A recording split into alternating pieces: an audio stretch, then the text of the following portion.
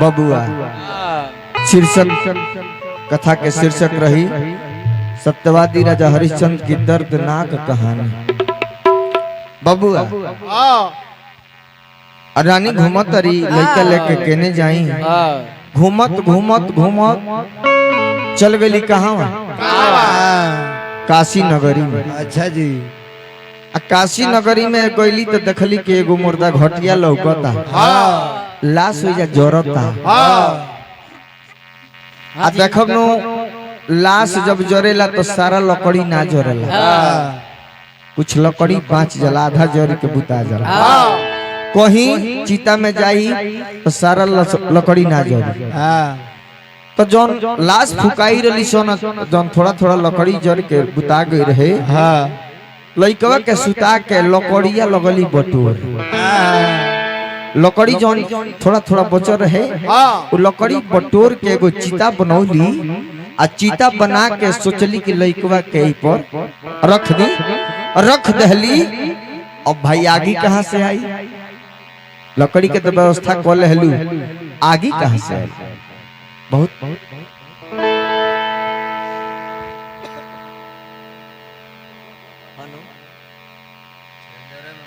तो बबुआ आगी चाहिए बिना आगी के कैसे लइका जोरी तो जहाँ लहास बर रहे ओइजा पहुंचली कि आगी के व्यवस्था करी तो देखली कि एगो करिया कपड़ा पहिर के करिया पगड़ी एगो आदमी खड़ा रहे लाठी लेके कहली के भैया तनी हमरा के आगी देता तो हम अपना लड़का के तनी अंतिम संस्कार कर देती। कहले कि राजा ये बात सुन ले तो कहले कि सुना कर देवे के परी एक मूल्य लागी तो आगी मिली काहे कि हमरा मालिक के आदेश बा जना मालिक के नून खातनी वो मालिक के संगे गदारी ना हो। कहली कि हमारे लगे कुछ नहीं खे अरे भाई एगो मदद करी कहले कोनो मदद ना करो हम नौकरी पर बानी अरे बा कुछ ना कुछ लेके आई कर लेके आई तबे लइका जरे के तार मालिक हो ए महाराज। राजा कहले कि लाश कहाँ बा लाश के लगे कहले राजा चिन्ह गए कि हमारे लइका है रानियों के चिन्हत रहे लेकिन सत्य पर अडिग बाड़े अपन परिचय नेखन दे सत्य पड़ रहे लाश जरत जरत उनकर मुंह इतना न करिया हो गई रहे कि राजा ना चिन्हा पाओस। आग के लपेट के सामने जब गईले जब चमकल तब राजा तनी लाइट में अइले चिन्हैले रानी कहले कि स्वामीनाथ स्वामीनाथ स्वामीनाथ स्वामीनाथ अरे स्त्री तुम कौन हो इस मुर्दा घटिया में रिश्ते नाते नहीं चलते हैं यहाँ कोई न स्वामी है न कोई पत्नी है कोई पता है चाचा जी की तरफ से बहुत बहुत आशीर्वाद हमरो को दे दी यहाँ न कोई पत्नी है न कोई पति है न कोई भाई है न कोई बंधु है सारे रिश्ते नाते अरविंद बाबू शमशान घाट में आके समाप्त हो जाते यहाँ कोई रिश्ता नहीं। कहली कि रवा पतिदेव हई अच्छा कहल कि पतिदेव एबरा हम कोनो न राजा बानी न पतिदेव बानी हम एगो डोम के नौकर बानी हमार ड्यूटी बा ड्यूटी करे दो कर लेके आओ लइका जरा कहली कि हमरा कुछ नहीं खे साड़ी में से फाड़ी के कफन बनौले बानी आधा फाड़ी देले बानी आधा बचल बा अगर एकरा के फाड़ी दे तो हम नंगा हो जाए कल के हम कुछ नहीं की जानो कर मिली तबे लइका जरी रानी पुका फाड़ के रोवे लगली कहली कि हाय रे समय अपने पति हमरा के चिन्हे के इनकार करत अपने लइका के जरावे खातिर ये दाम लागतिया लय लागल भैरवी राग में प्रेम सागर जी गौले रहले कि न मेहदी लागल ना बजल सहानाई कोई सो हमरो विदाई न मेहदी लगल ना। रानी कहली कि ये राजा ए स्वामी जी ए स्वामी जी कि भारी के सारी देखिए फाटल बिया आई के कफन बनल बिया। अरे अब कर मांगो तनी साड़ी छोड़ के हमन ले कुछ बा ना अभी फारो का करे फारी के सारी बनमनी का फानावा ओढ़े से तोपल बानी तनवा सजानवा भारी के सारी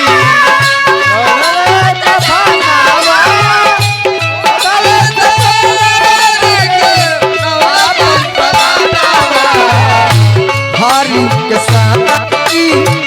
बनमनी का फानावा ओढ़े से तोपल बानी तनवा सजानवा भारी के सारी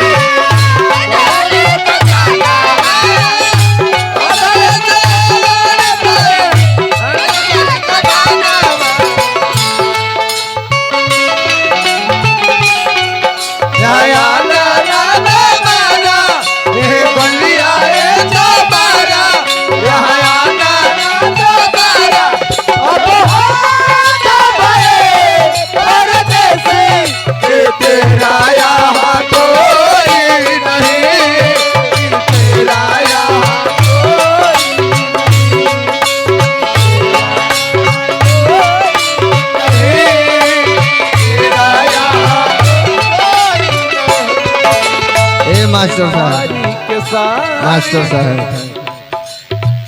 मद में बाड़ू कवाना हो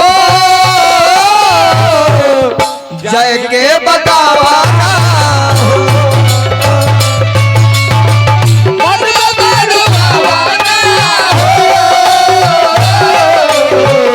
जय के बतावाना हो। घमंड नहीं क्या करे के घमंड नहीं करना है मत मनी घमंड लो बबुआ आ कितना जा खेला करो तरु जब बलमुआ के सोझा जाइबू नु सारा चिन्ह जाई तार हिसाब किताब जान जाई चूल्हिया चिन्हा जाई झोकाइल बलवाना हो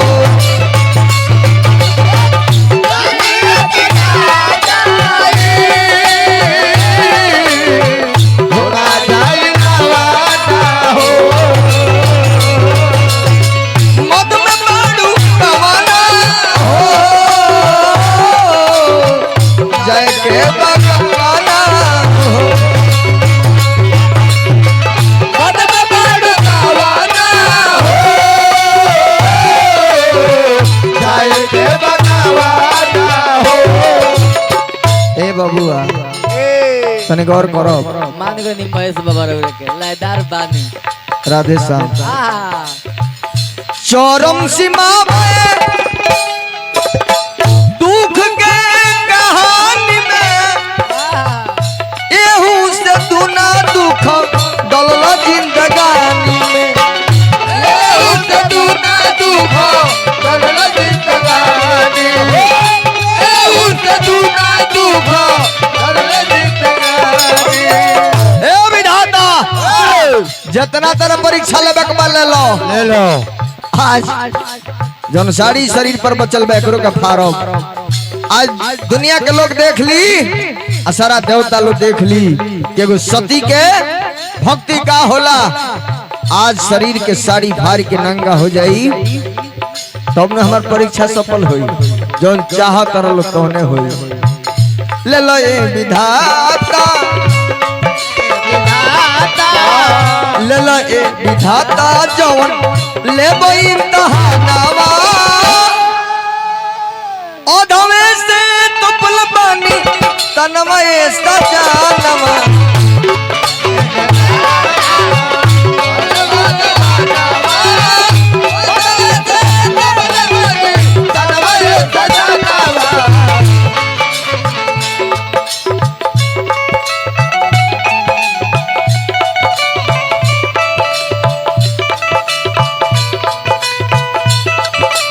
वाह वाह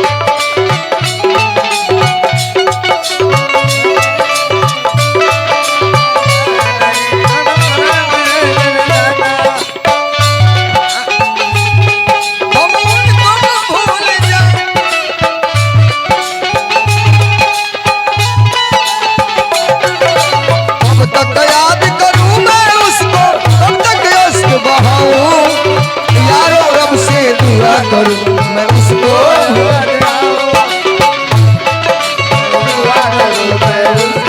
भूल जाओ हरी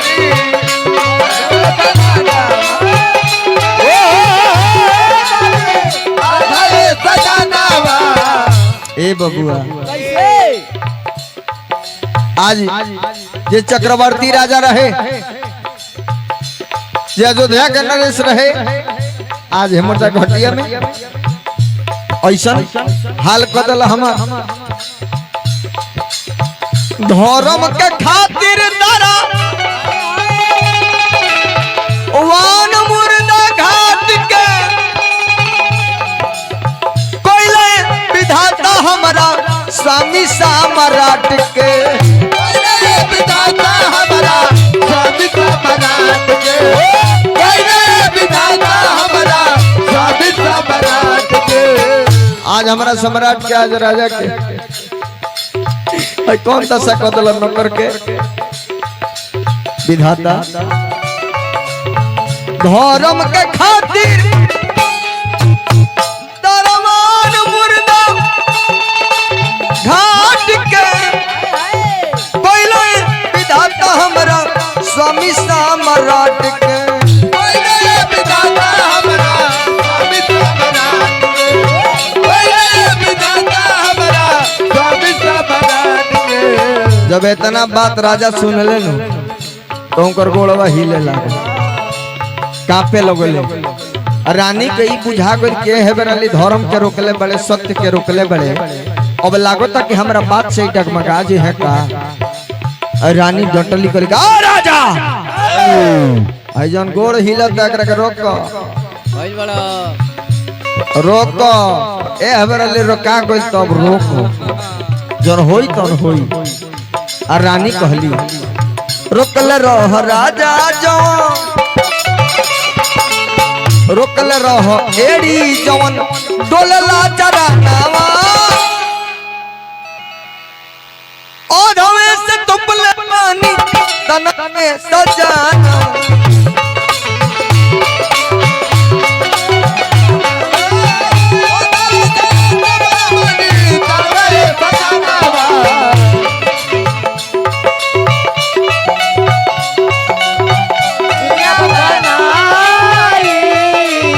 काहे को दुनिया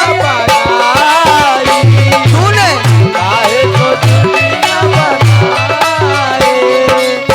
दुनिया बनाने वाले क्या तेरे मन में समाई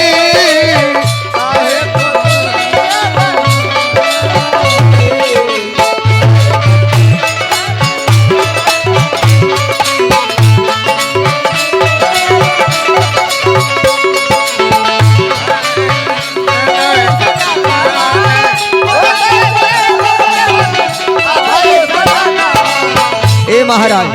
कल की राजन तारा कर चाही तारा के करो दे आई लड़का के शरीर पर जन कफन ओढ़ौले बनी ई होते एकरा बादो कहबत तो साड़ी उतार के दे जेंगा तारा चाही लो लेकिन हमरा लड़का के अंतिम संस्कार एजा होई कर देब कफन दे और थी उघार हो चट दे चुनरिया अपन लिहली उखार हो चट दे चुनरिया अपन लिहली उखार हो चट दे चुनरिया अपन लिहली उखार हो जैसे अपन साड़ी फरली धरती कापे लागल आसमान डोले लागल वही काशी मुर्दा घटिया में बबुआ डोले लागल धरती परीक्षा के लिमिट होला नु, लिमिट से बहरी काम होती है कोनो। और परीक्षा के मतलब कि साड़ी उतरवा दब नंगा कर दब, धरती डोले लागल, आसमान कांपे लागल, जैसे साड़ी फरली डोले लागल धरती कांपे लागल आसमानवा, ओढ़वे से तोपल बानी तनवा ये सजाना।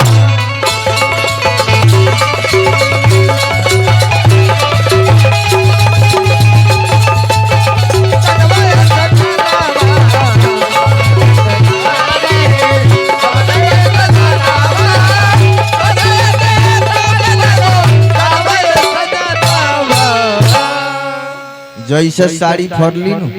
चाचा जी, सारा देवता लोग ओइजा पहुंच गए।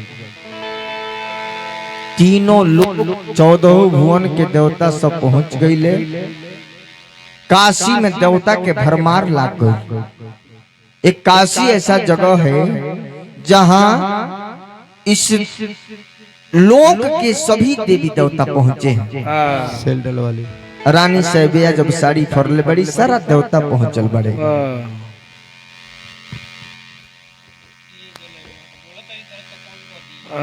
ये तो बात बा।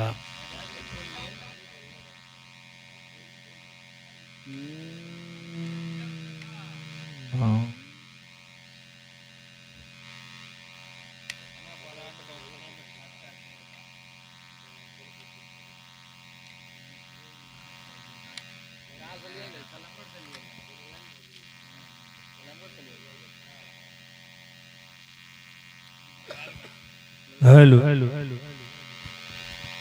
सारा देवता लोग पहुंचल। अकाल की रानी है साड़ी मत फारो,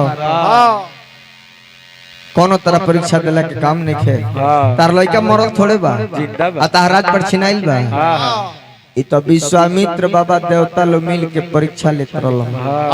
कि तारा लोग कितना सत्य बाड़ा लोग। कितना तार लोग लइका के जिया दिहल गई, जितना राजपाट उनकर छिनाई रहे सारा राजपाट राजा के वापस हो गई। आ देवता लोग प्रसन्न भई।